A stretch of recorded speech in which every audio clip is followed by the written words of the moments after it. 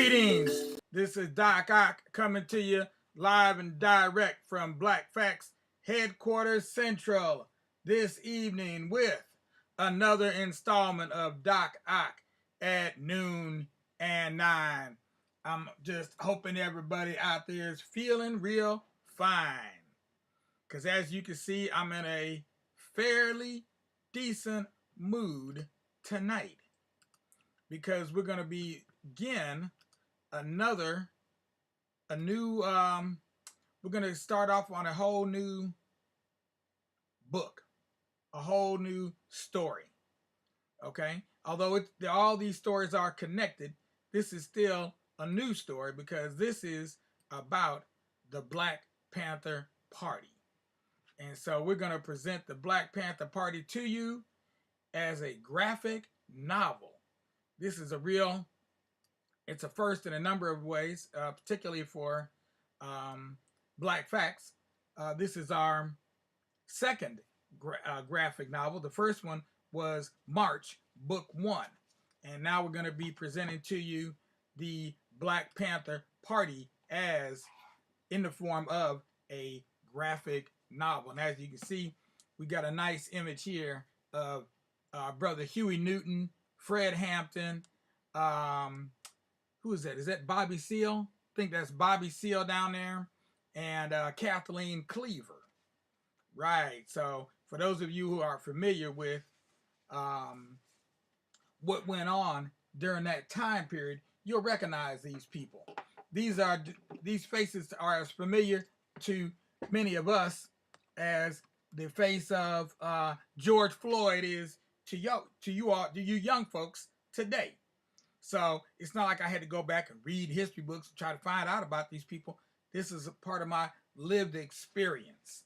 Okay, these were people that I looked up to, followed, kept track of, have read about since that time, etc. And even walked on some of the same streets that they walked on. So let me go ahead and, let me not forget, I always got to do the needful. Don't forget, if you haven't already, go ahead and give us a like. If you're looking on Facebook, if you're watching on YouTube, give us a thumbs up, of course. And if you're looking at us on either one of those platforms, either one or both, please make sure to also spread the word. Tell your friends, tell your family, tell your enemies, turn them into some frenemies, because maybe they'll start to grin at me if you turn them into a frenemy. Okay, that was a stretch. I had to stretch to get that one, but what could I say? It was there. I had to say it. So, so do that. And in the meanwhile, let me go ahead and share today's proverb with you.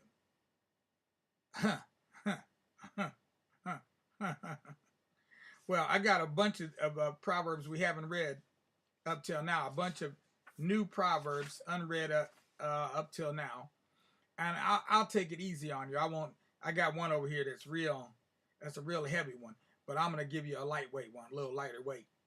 A bird can drink much, but an elephant drinks more. A bird can drink much, but an elephant drinks more. I'll let you figure that one out.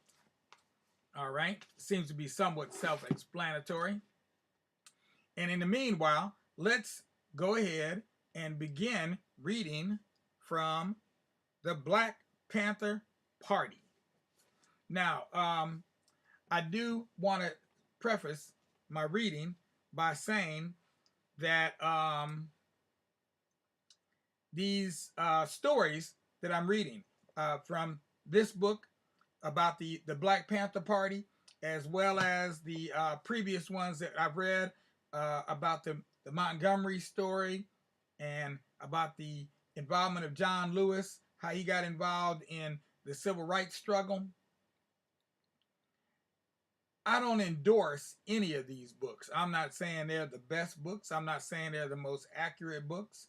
They're just what I found that was available that I thought might be informative, enjoyable, interesting, certainly thought-provoking. And that's really the goal here, is to provoke a little thought, get your your brain juices, get your brain juices flowing. So we're going to start off here by reading the inside flap of the book. Founded in Oakland, California in 1966, the Black Panther Party for Self-Defense was a radical political organization that stood in defiant contrast to the mainstream civil rights movement.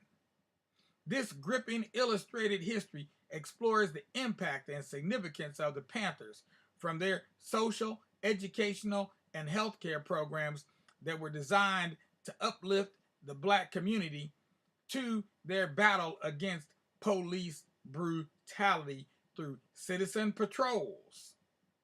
Now, you remember, this would be in the day before the cell phone, so they didn't have cell phones in their hand. They were carrying something else, which you will readily see a little bit later. And frequent clashes with the FBI, which targeted the party from its outset. Using dramatic comic book style retellings and illustrated profiles of key figures, the Black Panther Party captures the major events, people, and actions of the party, as well as their cultural and political influence and enduring legacy, for they really did leave a legacy. The Black Panther Party. So we start off on the black page. And the first page up here, we've got a picture of the symbol of the Black Panther Party, which is that Black Panther, that black cat you see up there at the top of the page in the left-hand corner. And then three of the primary figures of the Black Panther Party: Kathleen Cleaver, who was married to Eldridge Cleaver. You've got Bobby Seale, the dark-skinned young man with the mustache, and Huey Newton, the clean-shaven young kid-looking guy. Okay, and so those are the three of the principles. There were others that were involved, but those are some of the principles. And for sure, Bobby and Huey were the founders of the Black Panther Party out of Oakland, California. So this is the graphic novel by David Walker, art, colors, and letters by Marcus Kwame Anderson.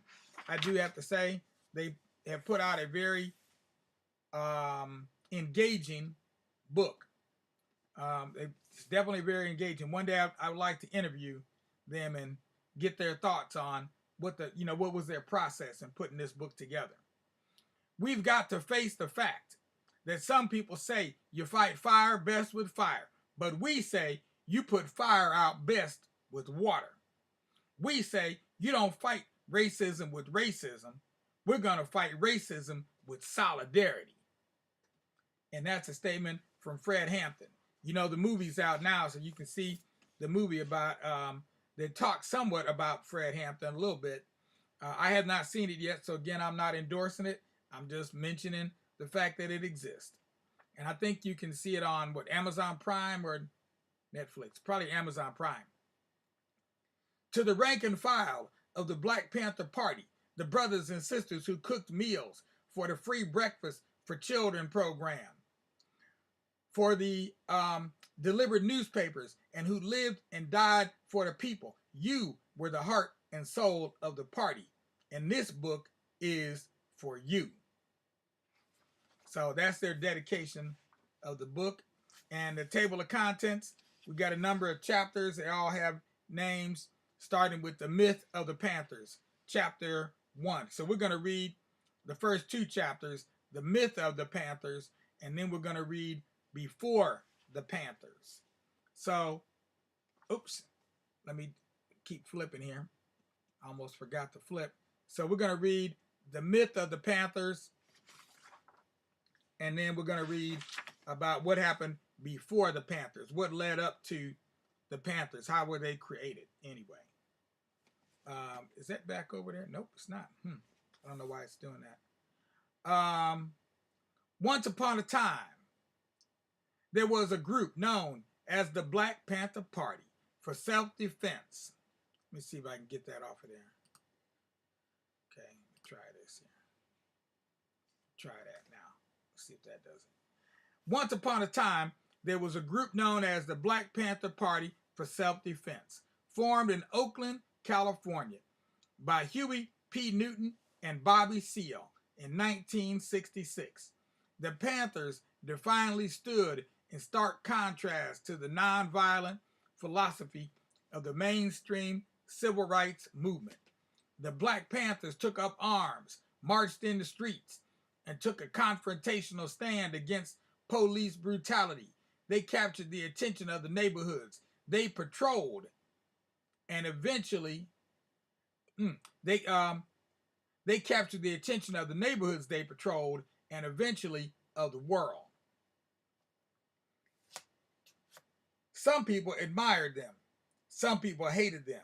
In time, the Black Panthers became mythical, and it can be difficult to separate myth from reality. That's what we want to try to do. That's our goal here, is to try to separate myth from reality.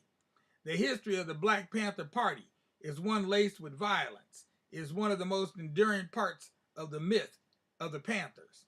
But violence is only part of the Panther story. The Black Panther Party was an organization dedicated to serving the community. The Panthers created more than 60 survival programs to help communities all over the country, including the Free Breakfast for School Children program, which fed thousands of children every week. The Black Panther Party was a complex organization that had an equally complex relationship with the communities it was dedicated to serving. So you see there, they got the People's Free Food. The young lady there is holding, oh no, that's a grandma holding the People's Free Food. So they gave away whole bags of grocery food. They had a newspaper they produced. They dealt with child care, but they also dealt with firearms and the use of firearms. And when they watched the police, they didn't come with cell phones. They came armed to the teeth. Chapter 2, Before the Panthers. In order to understand how an organization like the Black Panther Party could come into existence, it is important to understand the history of oppression and the struggle for freedom endured by Africans and their descendants in America. The first Africans were brought as slaves to European colonies in North America, South America, and the Caribbean in 1525. In the U.S., the forced enslavement of Africans and their descendants would not end until 1863, and it would take a bloody war between the states to end it. During the Civil War, more than 100,000 black men fought for the Union to ensure the freedom of millions more held in captivity. And while their fight helped bring freedom, it did not bring equality. The legacy of racial oppression that allowed slavery to flourish in America for centuries continued as Black Americans struggled against discrimination and segregation, looking to find their place in the land of the free and the home of the slave. Having been subjected to centuries of dehumanizing atrocities, largely in the southern states, many Black Americans began to migrate to the north and west, starting in 1916. Known as the Great Migration, Black Americans fled the South by the millions, looking for a better way of life, away from legalized segregation, sharecropping, and lynching. Life outside of the South was different in many ways, but oppression, intolerance, and limited opportunity were pervasive. Discrimination in the workplace and housing persisted. The threat of violence was everywhere. In what is known as the Red Summer of 1919, angry white mobs instigated more than 40 racially motivated attacks throughout the country, from Chicago to New York to the West Coast, all over the country. These angry white mobs killed hundreds of black Americans. The senseless violence and killing of the Red Summer was not the end of racist terror in America. In 1921, 1 year later, the all-black community of Greenwood in Tulsa, Oklahoma, was attacked by an angry white mob after a white woman accused a black man of assaulting her. Greenwood, which was known as Black Wall Street, was destroyed. 2 years later, the predominantly black town of Rosewood, Florida, was completely burned to the ground in 1923 when a black man was falsely accused of attacking a white woman. And between 1882 and 1968, there were 3,446 recorded lynchings of black folks in the U.S. in the early 1900s. Lynchings had become a form of public entertainment, with postcards created to commemorate the murders. For decades, activists and politicians fought for anti-lynching legislation, only to be stopped at every turn by Southern politicians. The United States Congress would not pass any form of anti-lynching regulation until 2020, more than a century after the Red Summer of 1919. And on this page, you see pictures of Marcus Garvey at the top, W.E.B. Du Bois off to the side with the bald head, and Wallace D. Fard, Muhammad. Discrimination, oppression, and racial violence in the early 20th century gave rise to a civil rights movement that sought social and political equality for black Americans. This time would see the birth of organizations like the National Association for the Advancement of Colored Folks, otherwise known as the NAACP, and leaders like W.E.B. Du Bois. It would also see the beginning of black nationalism, a movement that sought more than socio-political equality. It demanded economic power.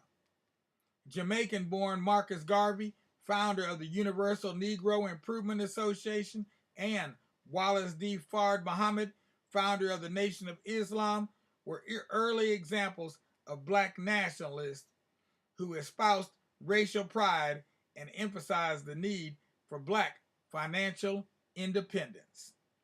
Black nationalists like Garvey challenged the established racial status quo, and as a result, were seen as a threat to America, especially by government agencies like the Bureau of Investigation, the precursor to the FBI, which deported Garvey in 1927 over $20 in mail fraud. For those seeking to keep black Americans in a place of oppression and inferiority, there would be no difference between civil rights and black nationalism.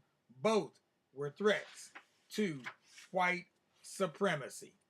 And if you've been paying attention to the news lately, you've been hearing that term on the news quite frequently. Like they've been chanting white supremacy on the news pretty much every single day. Okay, and we're going to go ahead and end right there because that seems like a good place to break at. And it lets me know that this is this book is more writing intensive. It's got more words in it than some of the other books that we were reading previously. So we're not going to be able to go quite as quickly through this one as we were some of the other books that we had been reading. But we will be continuing to read this book through the end of the month. I believe we'll probably get about halfway through. If we read from now to the end of the month, we got about another 10 days of reading left or so, 10 to 15 days. So go ahead, stick with us. Right now, let me just say something to the little children out there. I need all you little children to do what you know you need to do. And that is to lay down your little head on your little pillow, on your little bed, close those yeah eyes and wait for the sun to rise. And when you see those, when you feel those sunbeams beaming down on your eyes, that's when you know it's time to go ahead, rise, and shine. There we go. Okay, I just wanted to get back to that. Wanted to end on that note. All right. And so there we have it, the Black Panther Party graphic novel. As you can see, it's chock full of information as well as some really fine graphic illustrations. Now, as for all you adults out there, you already know what time it is and you already know what you need to do. Number one, give us a like if you're watching on Facebook. Number two, give us a thumbs up if you're watching on if you're watching on YouTube. And number three, go ahead and become a sustaining member of the Black Facts Educational Research family. The way you do that is make a recurring donation right here below. You'll see the button right down below. Right down below, you'll see the button. Go ahead, click that button and subscribe. But do it where you make it a recurring donation. Recurring donations are 5, 10, 15, 20, any amounts, but they go in $5 increments. Okay, so starting at 5 and work your way up. If you could do that, that would be excellente vivante. It would really help out. We've got a lot of plans that I'll be sharing with you on our over our website, which is at blakfacts.org. Check out the website as well. In the meanwhile, peace out without a doubt. We'll be black tomorrow. We're going to be doing a piece on the KKK and black folks in America. That's not the exact title, but that's going to be the theme. Okay, so we're going to talk about the KKK and we're going to talk about the Black Legion and how that their existence has affected what we do and what we're going to need to be ready to do, because they're preparing to come after us. You best believe we all got a target on our back. Yeah, it's a big old zero right on our back. Thank you very much. My computer is over here busy letting me know exactly what time it is. Time to check out. This is Doc Ock signing off. Peace out. We'll be black tomorrow, 12 o'clock noon. Look for us then.